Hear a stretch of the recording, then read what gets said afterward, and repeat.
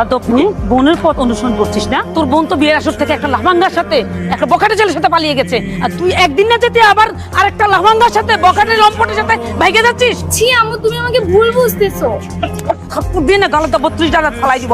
আম্মু তুমি আমাকে ভুল বুঝতেছো, উনি অন্তরাপুর হাসবেন্ড। আমার মেয়েরে ভাগাই নিয়ে গেছস, তুই লম্পটের সাথে কি করতেছিস? আর এই ব্যাগের মধ্যে কি দিছস? আপুর জামা কাপড়। তাহলে তুমি কোন ফকিরের সন্তান যে নিজের বিয়ে করা স্ত্রীর কাপড় চোপড় কিনে পড়াতে পারো না? আমি কোনো লম্পট না, কোনো ফকিরের ছেলেও না, আমি যথেষ্ট ভদ্র এবং সচ্ছল ফ্যামিলির ছেলে। তুই বাসা যা, আমি নিজের চোখে দেখে আসি আমার মেয়ের ধনাট্য সংসার। যা ধরো কাঁদে নাও।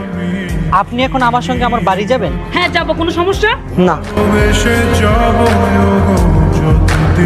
আরে তো ঠিক মতো চালাতে পারো না, আমার মেয়ের সুখে রাখবে।